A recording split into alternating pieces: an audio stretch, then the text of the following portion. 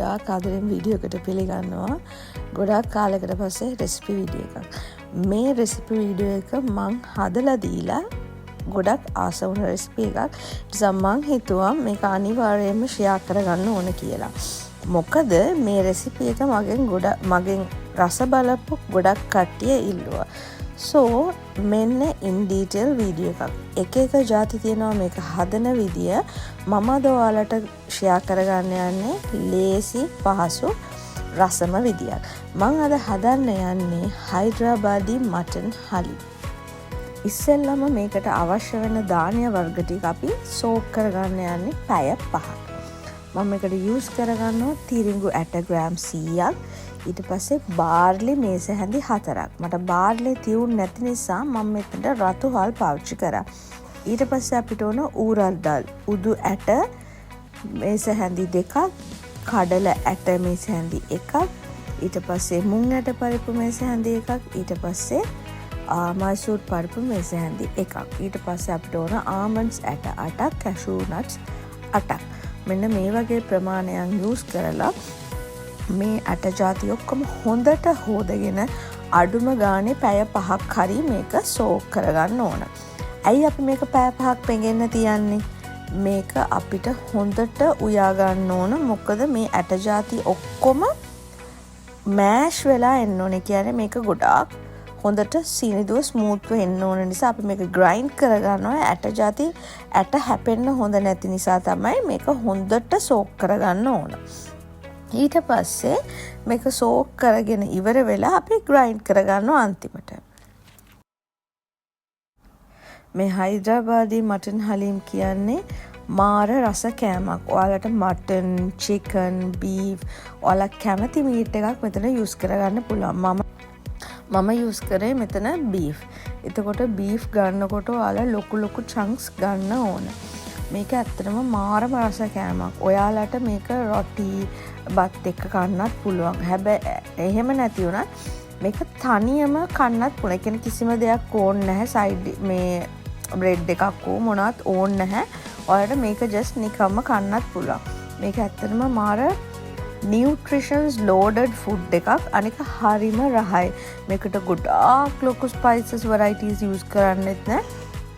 පොඩි ස්පයිසස් ටිකක් යූස් කරලා රහට ගන්න පුළුවන් හොඳ කෑමක්. මේක හදන්න ගොඩක් වරයිටිස් තියෙනවා. සමහර ඒවා මාර ලෙන්ති ප්‍රොසෙස් තියෙනවා. මම මේ ඔයාලට කියලා දෙන්නේ ලේසි ප්‍රොසෙස් එකක්. ඊට පස්සේ අපි දෙවෙනියට කරගන්න ඕන ප්‍රිපරේෂන් එක තමයි අපේ මස් එක මැරිනේට් කරගන්න. මේකට 100 grams තිරිඟු වලට ඔයාලා 1 kg මස් ගන්න ඕන. ඒකට ග්‍රෑම් 200ක් යෝගට් හෝ මුදවපු කිරි ගන්න තරමට හොඳයි. ඊට පස්සේ මේකට අපිට ලුණු තේ හැඳි 2ක්, කහ කුඩු තේ හැඳි භාගයක්, මිරිස් කුඩු තේ හැඳි 1ක්, ගාමිරිස් කුඩු තේ හැඳි 1ක්, ඊට පස්සේ ඉඟුරු සුදු ලුණු පේස්ට් තේ හැඳි 4ක්, ඊට පස්සේ අපිට ගරම් මසාලා ඕන වෙනවා තේ හැඳි 1ක්, ඊට පස්සේ දෙහි බෑවක් ඕන වෙනවා. ගරම් මසාලා මම යූස් කරේ මං කඩෙන් ගත්තු ගරම් මසාලම තමයි. ඒක හොඳට ආවා. මේ ඔක්කොම එකට දාලා ඔයාලා මේක හොඳට අතගාලා අඩු ගානේ පැය භාගයක් half an hour to 1 hour හරි මේක මැරිනේට් වෙන්න තියන්න ඕන. අනිත් දේ තමයි මෙන්න මේ වෙලාවේ ඔයාලට මොන හරි චිකන් ස්ටොක් පවුඩර් එකක් හරි ඔයාලා කැමති මොන හරි රසකාරක වුණත් චුට්ටක් විතර ඇඩ් කරගන්න පුළුවන්. මෙතන ලුණුත් ඇඩ් කරලා තියෙන නිසා පරිස්සමින් ඒ දේවල් ඇඩ් කරනකොට ඒ ටික මැරිනේට් වෙන්න තියලා මම ලුණු කපා ගන්නවා. අපිට ලුණු ගෙඩි 4ක් ඕන වෙනවා. මේ ලුණු ගෙඩි 4 ඕන වෙන්නේ 2ක් අපි ලුණු ෆ්‍රයි කරලා තියා ගන්නවා. අන්තිමට ගානිෂ් එකට දාගන්න. අනිත් 2 අපි මස් එකත් එක්ක උයා ගන්නවා.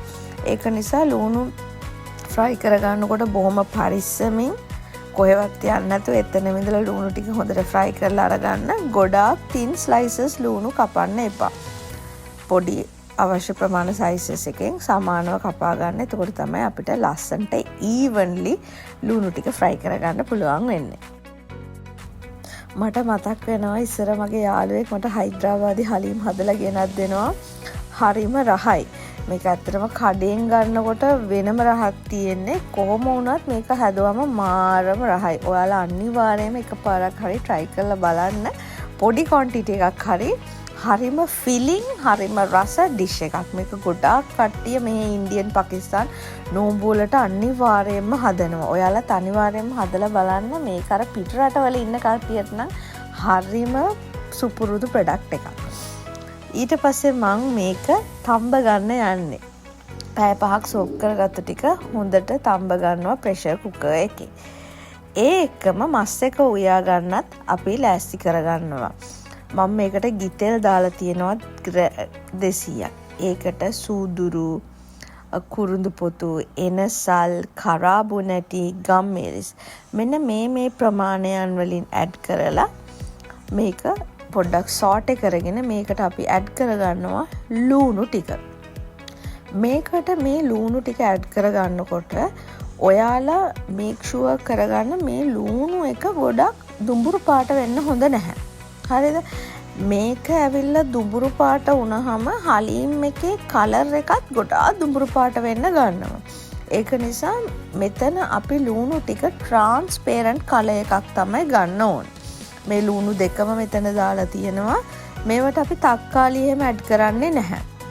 ඊට පස්සේ අන්තිමට අපි මේකට මිරිස්, අමු මිරිස්, ඊට පස්සේ මිංචි කොළ ඒකම අපි මේකට යූස් කරගන්නවා කොත්තමල්ලි කොළ.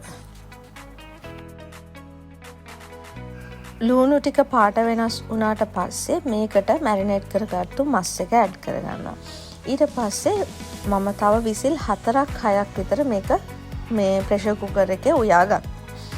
ඊට පස්සේ විසිල් 4කට 6කට පස්සේ මේක ඇරලා බැලුවම මේකේ චුට්ටක් වතුරත් එක්ක තියෙනවා. මොකද මස් වලින් වතුර එළියට එනවා. ඊපස්සේ මේකට අපි ඔයාගේ අතට අල්ලන ප්‍රමාණයට කොත්තමල්ලි කොළ සහ මිංචි කොළ මේ දෙකම සමානව අරගෙන මේකට දානවා. ඊට පස්සේ මේකට අමු මිරිස් 5ක් විතර ඇඩ් කරගන්න ඕන.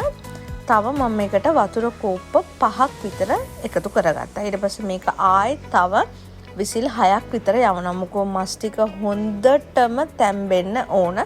මේක ලස්සන්ට මෑෂ් කරගන්න.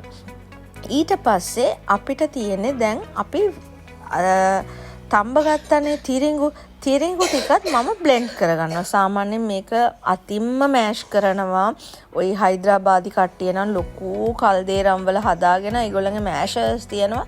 පැය 6-8 මෑෂ් කරනවා. මම නම් කරගත්තේ ඉතින් මේක බ්ලෙන්ඩර් එකේ දාලා මේ හැඳි දෙකක් විතර බ්ලෙන්ඩර් එකේ නොදා තියාගත්තා. ඊට පස්සේ තව ඊට ටික බ්ලෙන්ඩර් එකට දාලා හොඳට ග්‍රයින්ඩ් කරලා අරගත්තා. මෙන්න මේ වගේ දියාරු පේස්ට් එකක් වෙන්න. සාමාන්‍යයෙන් හලීම් කනකොට හලීම් වල ඇට ಜಾති මස් ಜಾති අහුවෙන්නේ නැහැ කටට හැපෙන්න. මේ ඔක්කොම ග්‍රයින්ඩ් කරලා ක්‍රීමි විදියට තමයි තියෙන්නේ. මේ මස් එක තැම්බුණාට පස්සේ මම කටු ටිකයි මස් ටිකයි වෙනම අයින් කරගත්තා. තව දෙයක් කියන්න ඕන. මස් එක තැම්බලා ඉවරුණාට පස්සේ මස් එක උඩින් හොඳ තෙල් තට්ටුවක් තියෙනවා. ඒ තෙල් ටුවෙන් මම තෙල් ටිකක් අයින් කරගත්තා අන්තිමට ගානිෂ් කරගන්න. මේ තෙල් එක ආවේ අපි ඇඩ් කරපු ගිතෙලුයි මේ මස් වලින් ආපු තෙල් එකයි. ඊට පස්සේ කටු ටික අයින් කරගෙන මස් එක මම හොඳට ග්‍රයින්ඩ් කරගත්තා. ඊට පස්සේ දැන් මස් එක තම්බ ගත්තට පස්සේ ඒකෙත් වතුර ඉතුරු වෙලා තියෙනවා. ඒ වතුර එක ග්‍රයින්ඩ් කරගත්තු මස් එක ඊට පස්සේ මේ ඉතුරු වුණ මස් කටු මෙන්න මේ ඔක්කොම එකට දාලා අපි හොඳට මික්ස් කරගන්නවා. අපි ග්‍රයින්ඩ් කරගත්තු ධාන්‍ය වර්ග ඔක්කොම එකතු කරලා මේක හොඳට මික්ස් කරගන්නවා. දැන් මේක මස් එක අපි ග්‍රයින්ඩ් කරගත්තා නේද? එතකොට මස් ග්‍රයින්ඩ් කරගත්ත එකක් චන්ක්ස් වගේ තියෙනවා. ඒක නිසා අනිවාර්යයෙන් මේක් ෂුවර් කරගන්න ඔයාලා මේක හොඳට මික්ස් කරගන්න ඕන කියන එක. මේ වෙලාවේදී ඔයාලට ලුණු චෙක් කරගන්න පුළුවන්.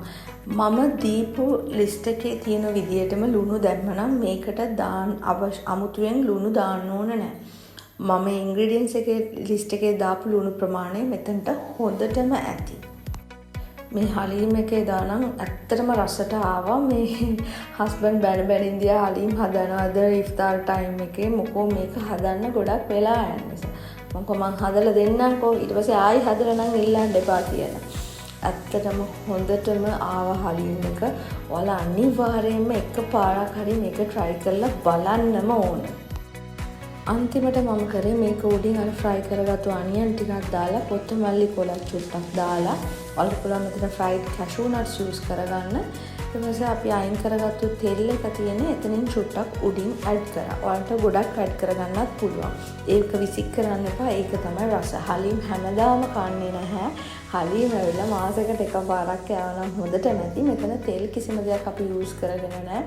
ගිතෙල් පාවිච්චි කරා. අනිත් දෙක මස් වලින් ආපු තෙල් එක තමයි. මෙන්න මේක තමයි මගේ ෆයිනල් අවුට්කම් එක ඩිෂ් එකේ. මට ඉතින් මාර හැපි. මං හලිම් එක ආයි හැදුවා කියලා මම හිතන්නේ මං ලාස්ට් එකට හලිම් හැදුවේ දැනට අවුරුදු 3කට විතර කලින්.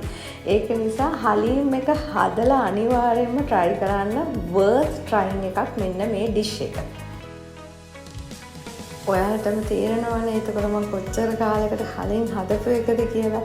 කඩෙන් නම් මම අරගෙන ටේස්ට් කරලා තියෙනවා. හැබැයි මට ඕන වෙලා තියෙන්නේ මමත් හදලා මේක try කරන්න ඕනේ කියලා. මොකෝ අපි දන්නේ අපි හැමදාම මිඩල් ඊස්ට් වල ඉන්නවද කියලා. ඒක නිසා මේව ඉතින් අපේ ටැලන්ට් දාලා අපි හදාගන්න එක අපිට කවදා හරි හිතිච්ච දවසක රස බලන්න පුළුවන්. අනිවාර්යයෙන්ම මගේ වීඩියෝ එකට යටින් කමෙන්ට් එකක් දාන්න. ඔයාලා මේක අනිවාර්යයෙන්ම try කරලා බලන්න. මේක නම් ලංකාවේ නම් ගන්න තැනක් නැති වේවි. ඔයාලා මේක හදලාම බලලා මට කමෙන්ට් එකක් දාන්න. එහෙනම් මාව බලාගෙන ඉඳපු හැමෝටම ගොඩාක් ස්තුතියි. එහෙනම් අපි ආදරෙන් තවත් වීඩියෝ එකකින් හම්බෙමු. එතකන් ඔයාලා හැමෝම පරිස්සමින් ඉන්න.